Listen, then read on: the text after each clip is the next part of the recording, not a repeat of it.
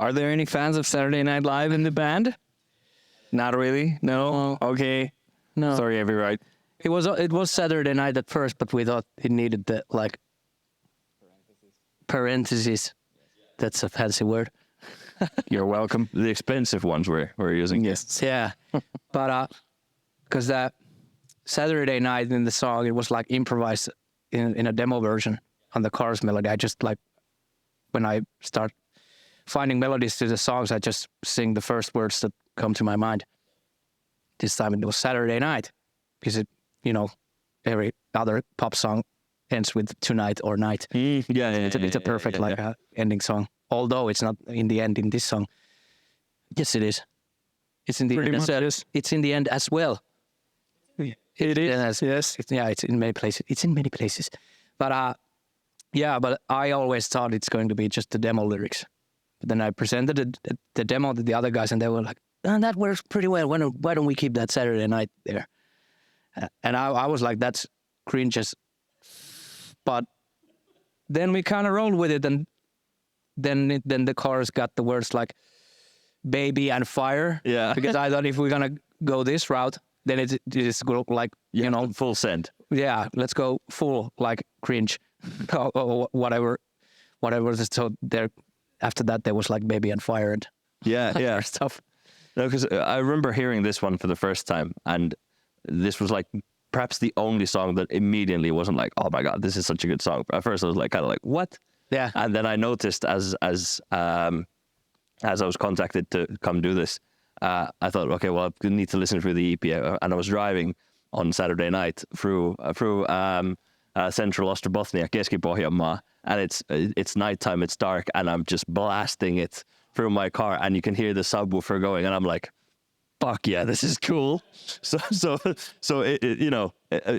I thought that it was completely like meant to be from the start because of how like the melody goes. Yeah, but most of like the best words come when you improvise, because then the melody and the lyrics they are like one and the same. If you do it like afterwards, you have to like really have to find the words. Yeah. So usually you get like really good results. Like phonetically, is that a word? Like they go really well with the melody. And Saturday Night, I Am Alive is, I think, a good title because it evokes a lot of thoughts in people. So people have an image in their head, like what's Saturday Night about. And when you have like I Am Alive in parentheses, I think that's a good buy-in. So people get like pulled in, and then, it slowly opens up that it's not actually what it seems up front. So I think it's a good title. Well, bouncing off that, let's talk about lyrics. What's the deeper meaning behind it? What inspired you? You said it's an improv, but did any meaning come attached to the song, or is it still just very much Like afterwards. Yeah, like not in afterwards. the moment, because I try I go the melody first, and usually you have some kind of feeling of the song. Is it like a sad song or a happy song or something in between? But usually like the melody comes first, and then afterwards you start messing up with the words. But now we kind of like feed it the lyrical team with the Saturday Night, and Ville wrote like all the verses. Yeah. Almost. Well, at least some of it. Yeah. Yeah. But it started with the Saturday Night because it worked in the demo lyrics so well. So we wanted to stick with it. And in the chorus, it was Saturday Night and Saturday Night again. But It was twice. Yeah. Yeah, but then we Double the changed it. fun. Yeah, but then we changed it to Saturday Night, I Am Alive. But yeah, Thank God. Like we have talked about that we don't want to do like a generic like party song, never. But on the other hand, the Saturday Night kind of worked in the song. So we kind of switched it to be like sarcastically, like, and have like this like a darker twist, like how the protagonist is like only alive on Saturday night, and like and through like for example like substance abuse and that kind of stuff, he is alive on Saturday night, and otherwise his life is a mess, and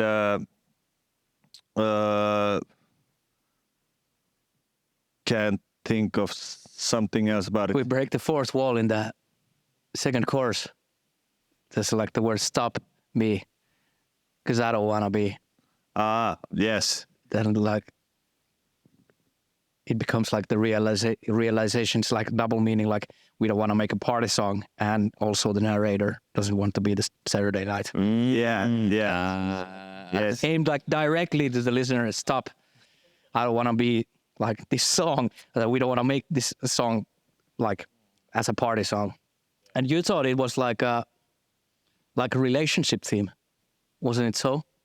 Like I don't want to be a Saturday night to the other. Yeah, exactly. Because that reminded me of the Stevie Wonder song "Weekend Lover." Because I don't want to be a weekend lover, and I first initially because I didn't participate in the lyric writing process, and I just got like snippets of the demo every now and then, which at the time I thought was a fucking mess. but it worked out really great. I'm glad I got to believing in the finished product. But yeah, I thought it was like someone crying out to someone else that, I don't want to be your Saturday, and I want to be from Monday to Sunday. Like Saturday night is when you call me, and I feel worthless after that. So I thought it was fascinating, but wasn't it? It was still when the meaning changed and I learned what these guys were thinking about. I still appreciated the thought, but that kind of provoked some ideas. Oh yeah, ahead. for sure. And I think that's mentioning what you said, that it's a great buy-in for people, because it's like it on very surface level. It's an easy to listen to song. It's easy to get into because it's kind of got that party kind of vibe. But when you start digging at it, there's obviously like many layers that people can interpret it. And the middle section, where there is not any lyrics, it's just na na na na na na na na na na na. That's like the part of the evening that you can't speak anymore. Yeah, They're so wasted, and that's why the gang vocals they're like out of tune and stuff. They're like really messy. They're not like anything but tight. They're like the gang shout. No, no, no, no. It sounds like horrible. It's like that 2:30 moment. Yeah, in the nights. When you're Saturday night, I am alive. yeah, Alive. Yeah. Well, technically, I am alive still. yeah. And after that, you still have one chorus that is like higher pitch, like modulated, Yeah, a little faster bit tempo. faster, and then still Yeah. one more chorus to go Yeah. after you can speak. Yeah, of course, the na na na na na bit. Yeah. It's great live. Yeah. Anyone can sing it. Yeah. That was like the Even if they are in the 2:30 state, they Yeah. can still sing along. So we are a very inclusive band. yeah. Great thinking there. Yeah. So speaking of, you weren't then that much involved in the lyric writing process. When did this song come about then? It's a very, very old demo that Casper made. I don't even remember when, but like years ago. Like I think like the first demos, like that Casper made, was like from 21. I think it was way older because I remember listening that. Well, 21 was the oldest that I could find. Yeah, at least. but I remember like I was walking in Kupittaa Park, Kupittaa Puisto, and I remember that I lived in a totally different apartment. And when I lived in that apartment, it was like 2019 or something. I moved away from there. Yeah, like the really first raw demo. And from that was like much lower tempo. And the only thing that got like salvaged was like the chord progression and like the synth melody in the chorus. We basically made everything else fresh. Like then we raised the tempo, like 10 BPM at least. I think it was like around 120 and now it's like 131 to 132. It varies a bit in the song.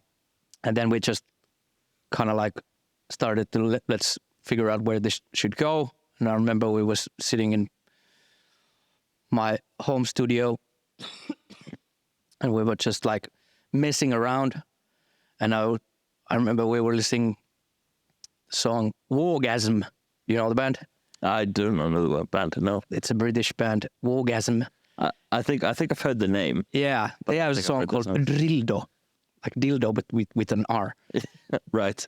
Yeah, it has like really cool this like pumping feeling in the verses, and I was like, let's aim for this in the verses, and I think I just told Kasper that play something that fits to the beat, and I think it was like the first or the second thing that Kasper played, that riff thing. So this would be in your new. You mentioned your home studio, so this is the new place. Yeah, this was like in 2021 or something like that. Okay. Or 22 maybe. Yeah, something like that. Yeah. Yeah, because like the name of the first demo was Rankka. Yeah. As in heavy. Yeah, as in heavy, and yeah, it was like super. Well, it was way slower, and it was like way moodier. It has like I thought it had like a better like Bring Me the Horizon kind of vibe. Like if you think about like Bring Me the Horizon song Parasite Eve, that chorus, it has like that same kind of like pulse. Yeah, but it never like we tried to go that route, and we did like demo lyrics and stuff, and like we messed around with it, but it never like really took off. So that's like when we thought that like, okay, this is not going anywhere, and then we raised the tempo, and from the intro you go to this riff, and like you get like this pumping sound and sound like screaming and stuff, because like initially there was no screaming, and that so. And when it really started flying was when the pitch shifting came in. Yes, that's true. There's Yes, a lot of pitch shift. I love Live playing is like playing step on like my pedal board. Yeah, but that was also a joke first, because I remember with the Kasper played the riff, and now we have the first verse. Then let's go back to the chorus, like the basic stuff, you know. Then the second verse sounds a bit boring. Then I just let's do this, like plus 12 or 24. I don't remember which was it. And then I was like, oh, was about that- full octave. full octave at least. And I was like, wow, that was weird. And those guys, no, bring it back. Now it's interesting. But that's pretty common for you guys. You like to switch around with keys. And, Yeah. I think it's so easy, because every time I'm like bored that something comes again in the song, the first thing is let's just try it up or down. Yeah. Like an Yeah, octave because we do both in the song. Like Yeah, one octave above and one octave down. yeah. Yeah. That's some cheap music production. That is very easy, but that's But not, usually it kinda works. Yeah. It kind of works. Yeah. Yeah. And sometimes like in some synth parts I do that like in the beginning is like in the bass, like in the root, and then you go halfway up and then back down, just pitch shifters. Not doing, because you could do it like with MIDI, but just sometimes the pitch shifting actually does something crazy that the sound is like becomes more interesting. Takes Like on characteristic. Yeah, or you could like play guitar with like higher. Yeah. Sometimes the pitch shifter does like that. It's It but does much more something good to It's like more unique in a way. Yeah. Yeah. So how's that playing then live? You mentioned this as tap dancing for you. Is it the same for you? Are you tap dancing all along, or are you actually? No, not in that one, because like I don't play the riff that much. I do like other stuff. Like bass things. You just with the drums. yeah, just the bass things, and I play with the drums and stuff. But no, I don't need to do that pitch shifting mayhem. And I'm assuming you don't do the whole lot of pitch. No, I don't. Oh wow, really? But it's the only song with a lot of cowbell.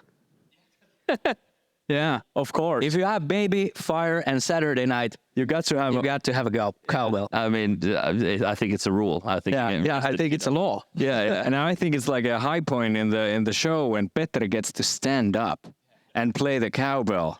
Like, and he's shaking his hips and everything. I mean, he's the full package. Of course. Yeah. Oh yeah. I don't think I've actually seen you play live after the release of the EP. I think I've seen. You should. Yeah, you should. Well, invite me. I'm sure. I think when was the last time I saw you guys? I think one or two, maybe Fishes and Enemy was out the last time I've seen it, but I don't think I've. The Saturday Night was released just before Christmas. Yeah, I don't think I've seen you live after. Yeah. Yeah, that was the.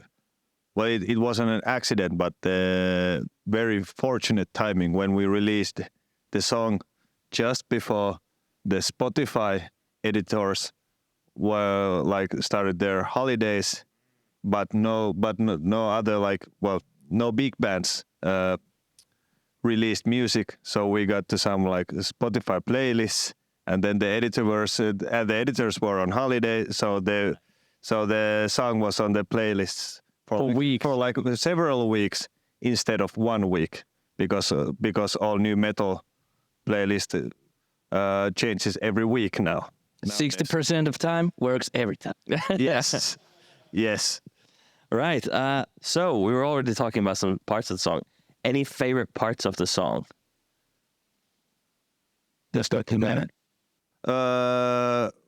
For me, it's the first post chorus, like the The part after the first chorus. the part after the first chorus, when I play with Petteri this like drum, like a double bass pattern, and I get to do like little little tricks, little bass tricks, and after that I like with Maron do the riff, and then there's some shouting, and I really like the energy in that part. Yeah, that's definitely my favorite. Going along, Petteri? Yeah, I was about to say exact same part, because drums and bass, how they lock up in that part, it has the most taste in my mind in that song. Magic. Rhythm section magic. Yeah, exactly. That. Get a rule. Oh my god, that's the spot. Yeah.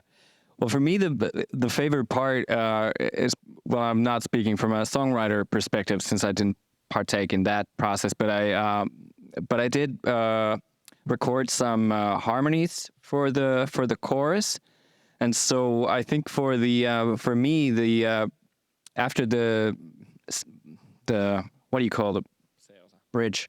Middle section. The na na na part. So after that like ends, it's usually a really fun part of the song performing live.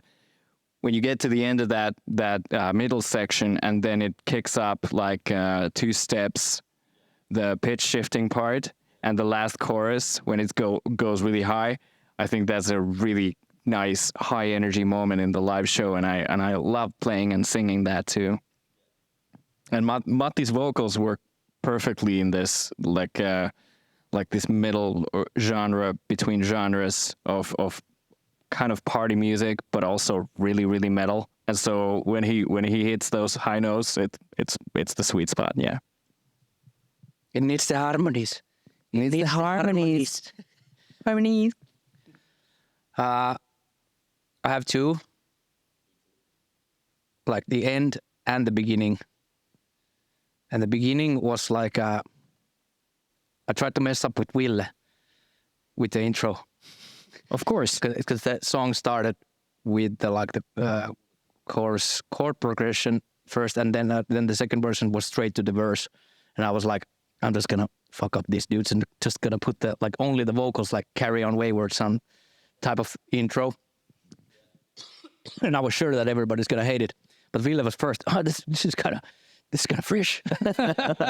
It's a good intro. It kind of works. It kind of works. So let's go. But yeah, I've always, of course, loved Carry On Wayward Son. That's a perfect intro. Who doesn't? So that's our Kansas moment. But also, I really think my absolute favorite part is the end, because it's like that, basic like heavy hitting and that screaming vocals and everything. It's just there's like 700 guitar tracks on top of each other and all the synth parts, and there are like six different like screaming vocals there. And I was like, yeah, this is heavy metal. So you go from Wayward Son to party music to heavy. Yeah. Which honestly is a pretty good description. Yeah. Yeah, That's like that. it's a mess. It's a good mess. It's a beautiful mess. for me, like I tried to kind of put out my favorite parts as well, just because I like to hear my own voice. So, I tried to not write chorus for everything because throughout the EP, I think the choruses are massive. They're really good choruses. But this specifically, Saturday Night's chorus is really big. And then mentioning that trip through Central Ostrobothnia, that part where it's just like the synth and and it's, oh my God, there's I suddenly realized what I've missed out in my youth years for not like driving around in a car listening to music obnoxiously loud. It's not too late. You can still catch up. I actually remember about the ending because the ending has the double kick drums. And yeah, I remember there wasn't like that EDM beat in the background, and I think it was really like, we need something. Yeah, me too. To the background, so it has like double kick drums and the beat and the synths and the screaming. It's like let's just put everything there. Yeah. I mean, hey, it needs to end on a high note, right? So just put everything in there so something's going to be the high notes. All right. Is there anything else you want to add to Saturday Night? I have my notes. I think I already said everything. Yeah. Catchy shit.